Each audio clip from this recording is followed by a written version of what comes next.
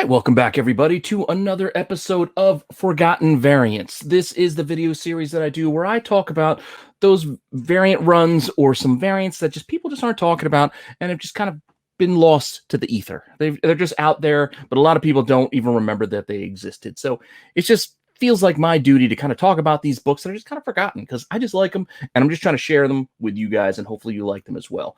If you like the content that I'm putting out, please let me know in the comments and subscribe, hit the alert button so you don't miss anything. I try to make sure I have at least one thing dropping every day on the channel, and this is going to go out as Saturday. I know the last couple Saturdays I've done supersized special editions. This is not going to be supersized, but I think I have a few books in here, and it's kind of crossing over with one of my other series as well. This is also kind of an artist retrospective because all the books I'm talking about are the same artist. So if you're curious about this week's Forgotten Variants and you want to see what artist I'm talking about, just hang on for a few seconds after the intro and I'll be right back with the books.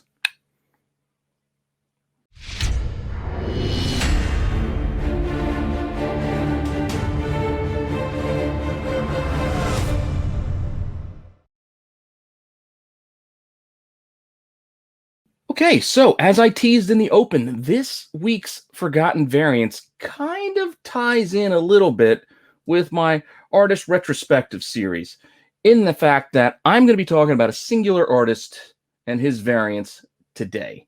And that artist is Pascal Garcin. Mr. Garcin, if I'm saying his name properly. Yes, he has this luchador mask on, and I guess his face is unknown, but he is a very interesting artist in the fact that he doesn't do the art that you might be expecting. Little pencils, inking, even digital art. These are collage covers. I know it's a little bit of a different flavor. It's a different kind of style, but I think it's one that's pretty cool and it's just worth taking a look at.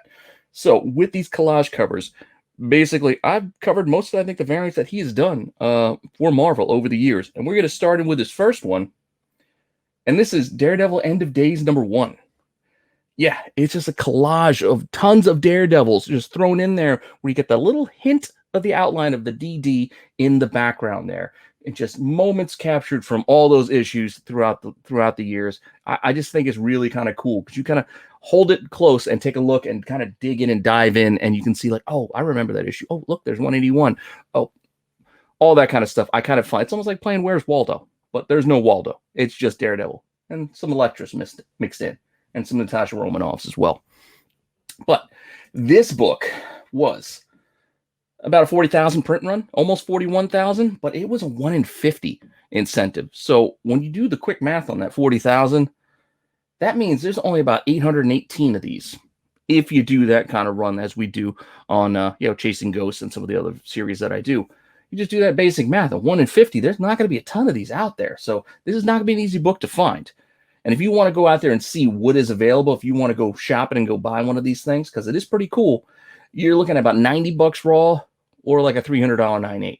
I'm not going to do all the pricing. This isn't Chasing Ghosts where I'm going to show you every available copy. This is just kind of give you a brief idea, brief range, so you just get some notion of like what this book is asking for out there in the market. And if you want to see what it actually sold for, I got you covered there as well. And with this, we can see that a couple of copies sold $80 for a raw on September 25th. And then way back in July, there was a best offer on $375 for a 9.8. Don't know exactly what it went for as far as the best offer goes. I could have tracked it down, but I felt like it was unnecessary. Way back in July. Who cares? It's kind of stale information at this point.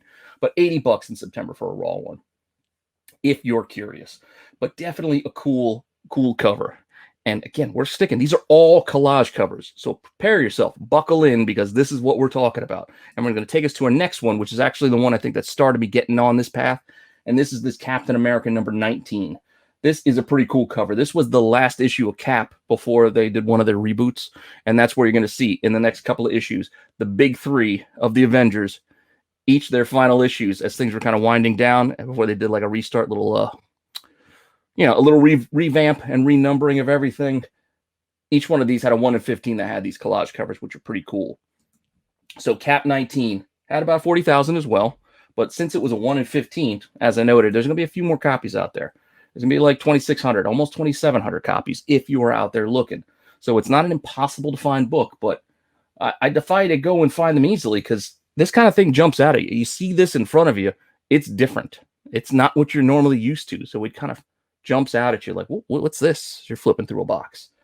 And I kind of dig it. I love the whole makeup of it with the stars and the stripes. I think it's great.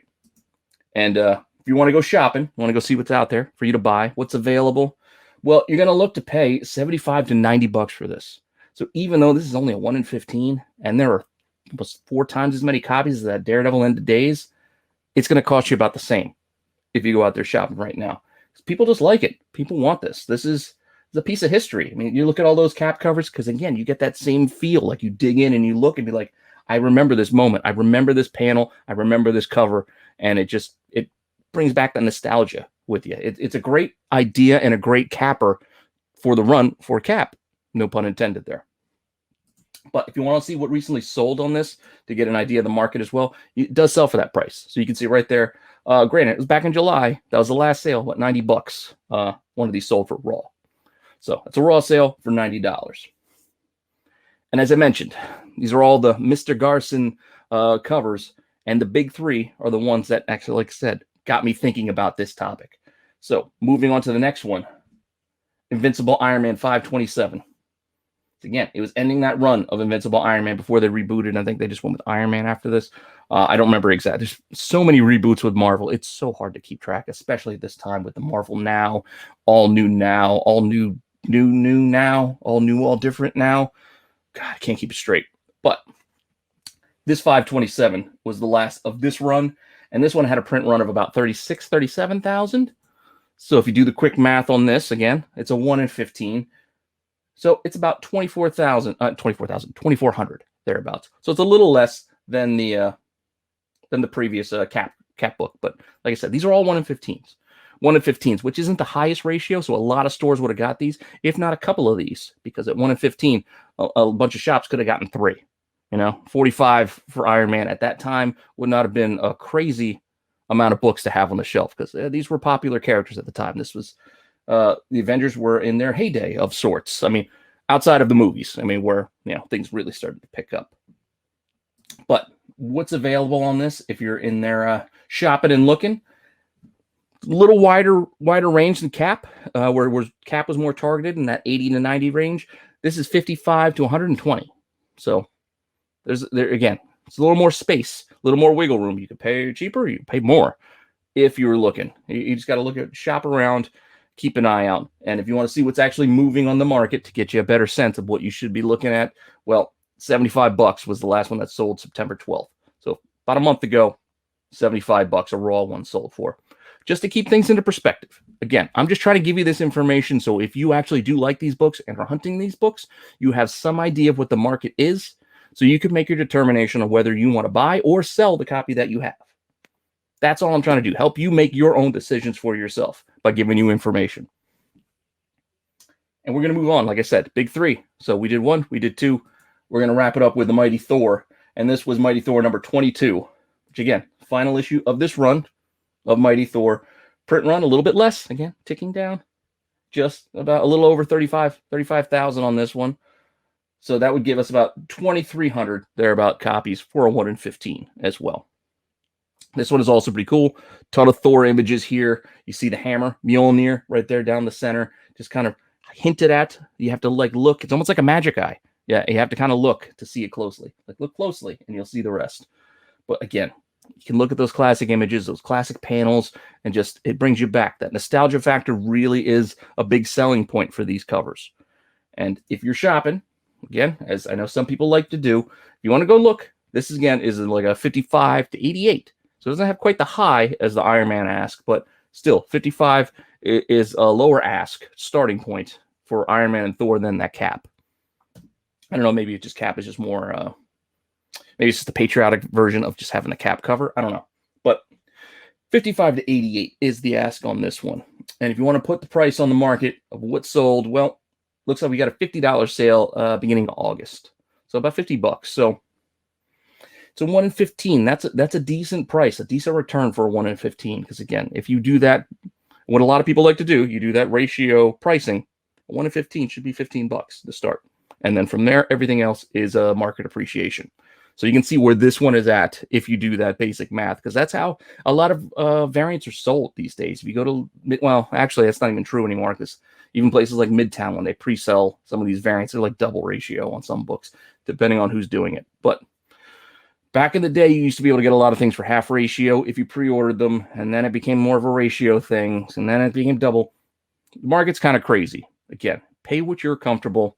Don't let anybody else tell you, otherwise.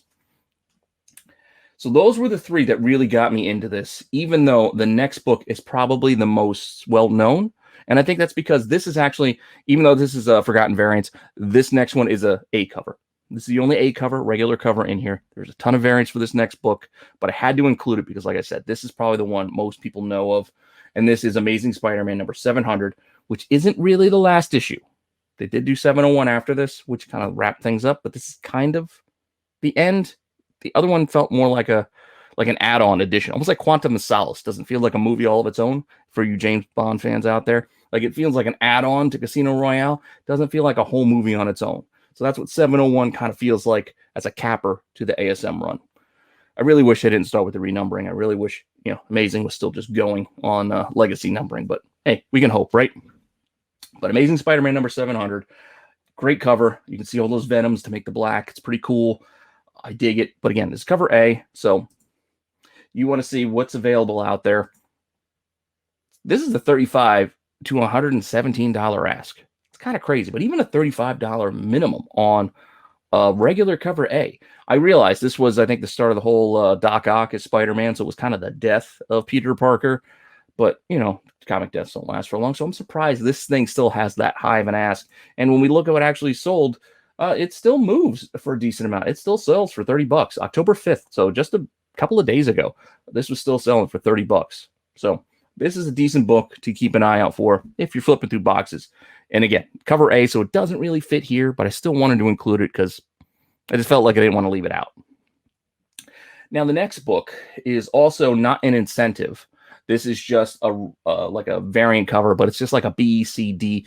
You know how Marvel loves to just throw a crap load of covers out at you all at once. This collage cover, you won't even be able to know what this is from if I just threw this at you. This just looks like some weird poster, some decoupage somebody did on their dresser at home. But this is actually Marvel Comics 1000.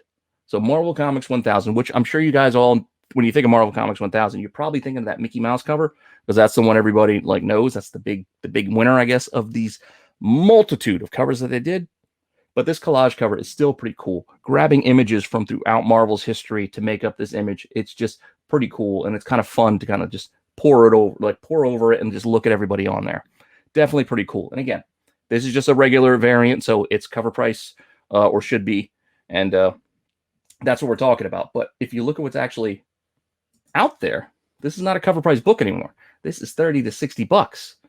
When you consider that other Marvel Comics 1000s are basically, I can't even say dollar bin books because they were $10 covers, but you know what I mean? There's tons of them out there. They're just kind of fodder. This one is one that became very popular for the regular cover runs. Like, occasionally, when you have so many variants that are non-incentives, like, there's usually one or two winners out of the group. When you have like 12, we got 12 different covers, and one or two kind of pull away from the pack. This is one of the ones that pulled away from the pack for Marvel Comics 1000. And if you want to see what's sold, even though there's those asks of $30 minimum, it still sells for that. Look, $35 on September 19th. So just a couple of weeks ago, this thing still sold for $35 plus shipping. So something to keep an eye out for. If you have it, there you know. That's what you could get for it. It's a thick book. I mean, there's a lot of pages to this thing. Like I said, I think it was a $10 cover, so it wasn't cheap to start. But there's a lot of classic images in there, and it's just kind of fun, like I said, to just kind of look it over. So I realize you may not be able to see it very well on the screen that you may be looking at. You might be watching my show on the phone. I don't know what you do with it, but go look this cover up yourselves. All of these covers. Zoom in, take a look. There's just a lot of really cool images. Like, you can see like Punisher from ASM 129 on that cover. You can see Tony Stark with the Demon in a Bottle cover. It's just mixed in there. There's like these little nuggets just peppered throughout this thing. It's just kind of cool. Now, the next one is probably my favorite, and I kind of wish I had it, but I don't. I might go looking for it if I can find it for a price that I can afford. And this is Marvel Comics 1001.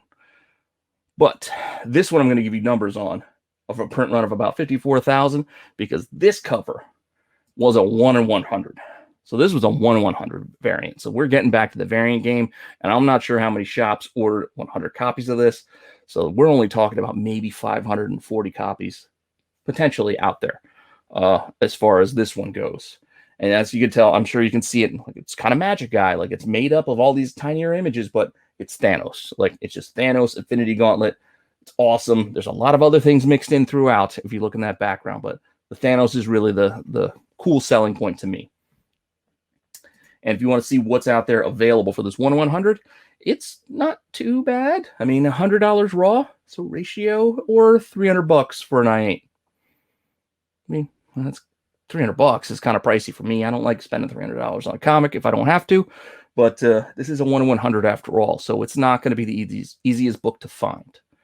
And if you want to check the market of what's actually selling on this thing, well, there have not been any in the last 3 months.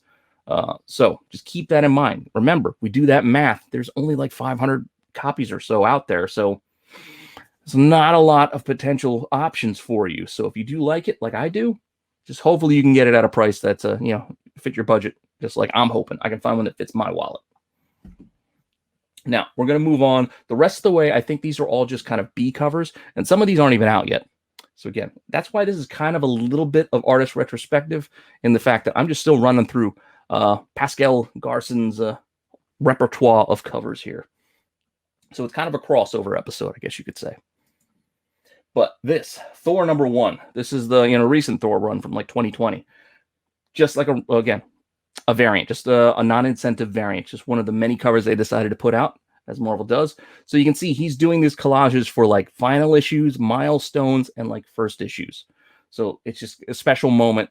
That makes sense for something like this. And you can again see, obviously Thor, made up of a bunch of Thors. You can see Kirby Thor faces in there. A lot of classic images again, buried and peppered throughout this thing. It definitely makes it an interesting look. And again, this is not an incentive, so it shouldn't be a surprise that, well, actually it is a surprise that even though this isn't an incentive variant, this thing still is asking $30 to $35.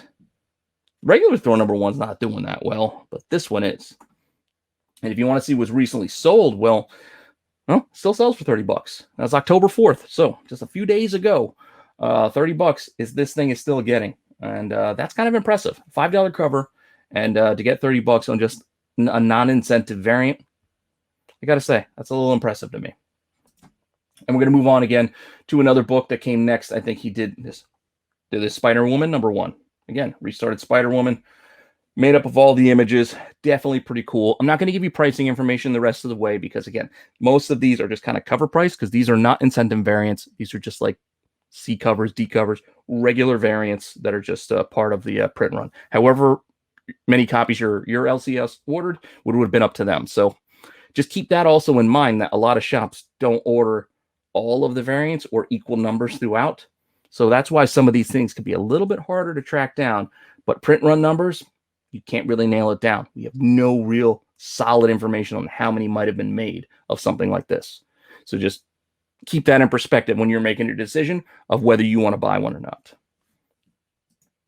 So Venom 35, which is the legacy #200. So again, first issue, milestone issue. That's what we're getting. So this is obviously made up of a bunch of Venoms and Spider-Man right there. You can see throughout. Pretty cool. And again, it's just kind of fun to look at these covers. These covers are just interesting to look at, which is why I like them personally. And then we also had, not that long ago, Conan the Barbarian 25. I think this was last week. I think this might have come out a week or two ago. Wasn't that long ago. This was a recent issue. So this Conan the Barbarian issue 25 of the current Marvel run, which is legacy #300. It's amazing how those things line up.